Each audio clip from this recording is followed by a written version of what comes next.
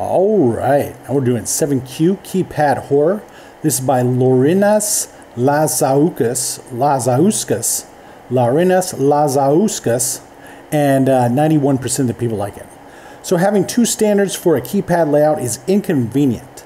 Computer keypad's layout looks like this, all right? It's got the 7 on the top, 1 at the bottom, but the cell phone keypad looks like this, 1 at the top, 7 at the bottom. So we're going to solve the horror of unstandardized keypads by providing a function that converts computer input into a number as if it was typed on a phone. So for example, 789 is going to turn into 123, all right? So 789, 123, just like that. Notes, we get a string with numbers only, all right? So that's what this is going to be. It's going to be just like this, and just to prove it, we're going to come over here, and we're going to say console.log, and we'll say right here numbers. Let's test that out, see what happens.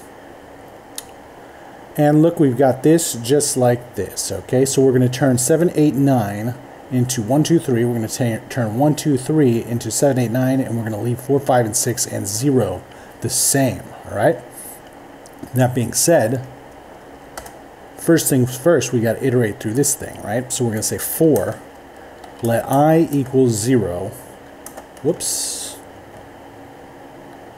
While I is less than numbers dot length, we're going to say I plus plus, all right?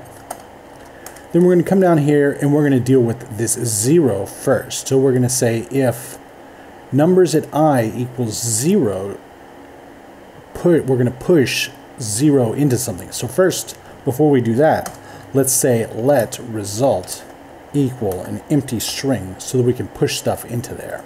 All right, so let's come over here and say if numbers, that's not any kind of word, numbers at I equals 0. But the thing is, we're going to have to use this numbers at I a few times. We're going to have to use it for this group,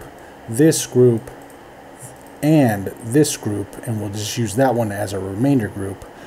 So what we're going to do here is we're going to come over inside of this for loop and say let E for element equal numbers at I, all right?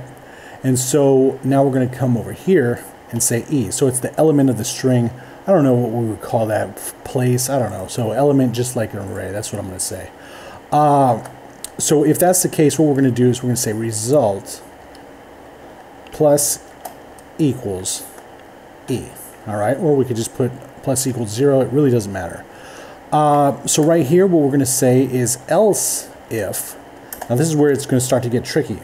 So first things first, let's deal with these ones. So if E is greater than 6, so 7, 8, or 9, if E is greater than 6, what we're going to say here is result plus equals, and so if it's any of these, we want to subtract 6 from it, right? So we want to say E minus 6, right? So let's come down here right under the result, and let's say console.log result. All right, let's see what happens. Test this out. Where's the console.log? Let's take this result. Let's put this down here, maybe. See if it does something. Test it out. Nope. Instead, got console.log result. Result plus equals. What is going on today?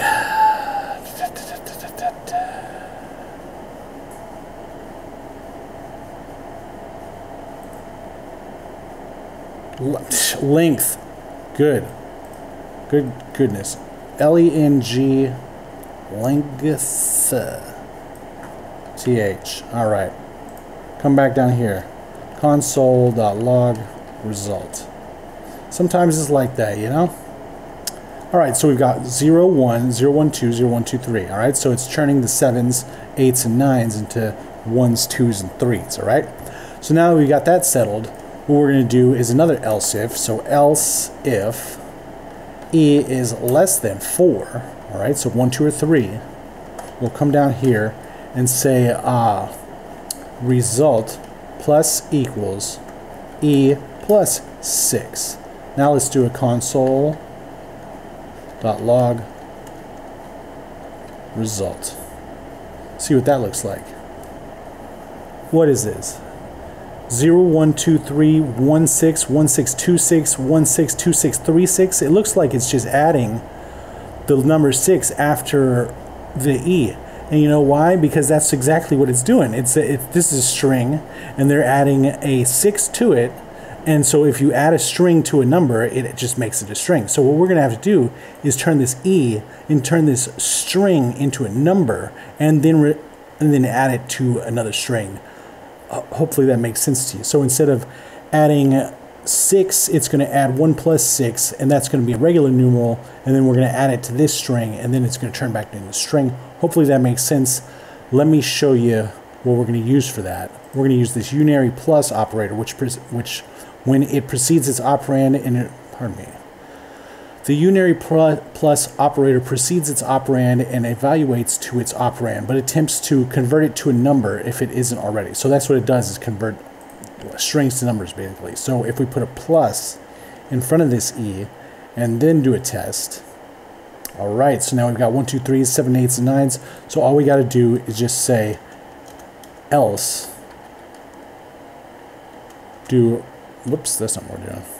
Else result plus equals E. All right, and let's get rid of the console.log result right here, and let's put we can just say return result, because it's going to work probably. Let's see, and it did. Awesome. And attempt it, and there we go. Good job. Look at us. But you know what? It doesn't even fit. We got to scroll. You know, there are more concise ways to do this. Look at all the repeating result plus and equals and whatever. Let's try something else. Let's get this. Let's comment it out. So just in case we need to look at it again.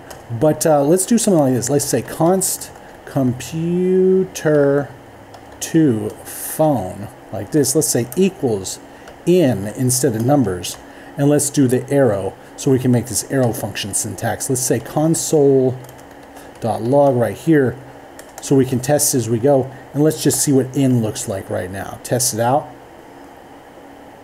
All right, and so we've got in right here just like this right here.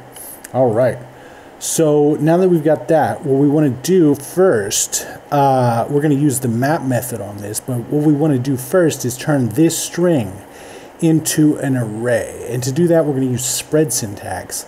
And that allows an iterable such as an array or string to be expanded in places where 0 or more arguments for function calls or elements for array literals are expected. We're trying to make an array literal here. So that's what we're going to use this spread syntax for. So let's wrap this thing up in brackets real quick and see what that looks like. So you see, it's just an array with one element, and it's the whole string like that. So what we want to do is break it down to where each one of these digits is in its own element. So what we're going to do here, like I said before, spread syntax. Now let's see what it looks like. Test it out. And just like that, we've got an array with each digit in its own element. So now that we've got this, we're going to use the map method on it. Say .map, all right? And if you need a refresher on what map does, what the map function does, map method, it creates a new array populated with the results of calling a provided function on every element in the calling array. So in each one of these, we're going to call a function on it to turn it into this stuff right here, right? Let me show you over here. So basically, like this one here, it's changing every one of the elements by multiplying them by 2. So 1 times 2 is now 2, 4 times 2 is 8, 9 times 2 is 18, 16 times 2 is 32. So we're going to change this array into this array by using the map, and if we run it, it does just that. All right?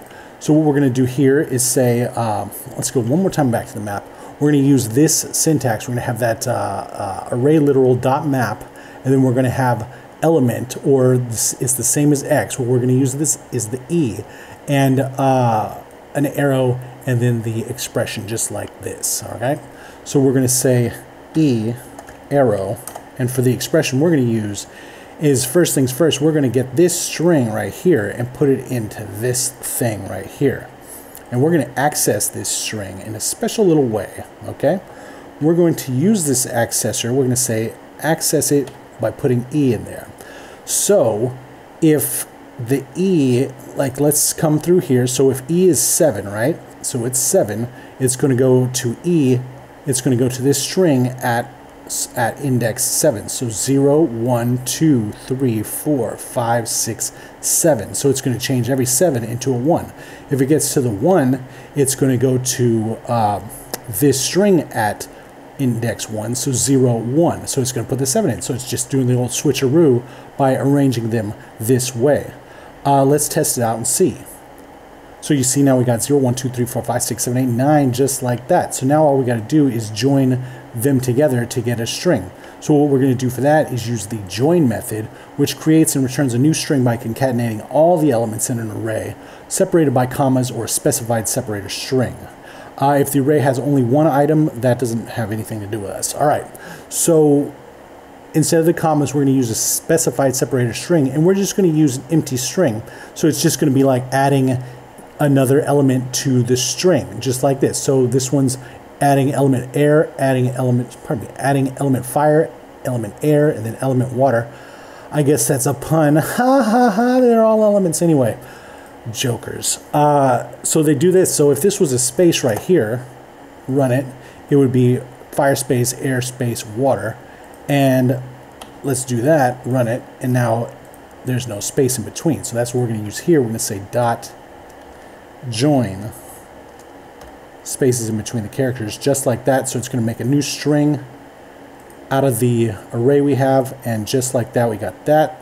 Let's take this, bring it up here, see if it works, test it out, attempt it, make sure there's no tricks, and it's good, but you know what, believe it or not, there's other ways to do this. We can come over here, comment this out like that, and try one more thing, because we don't want to make this video too long. So what we're going to do, we're just going to access the string directly. We're just going to access in directly. No oxymoron intended. So now we've got this right here. So what we're going to use on this in is we're going to say dot replace. And if you haven't heard of this or need a refresher about it, we've got it right here. The replace method returns a new string with one sum or all matches of a pattern replaced by a replacement. The pattern can be a string or regex, that's what we're going to use, and the replacement can be a string or a function called for each match. We're going to do the function, the same function we did on the map method.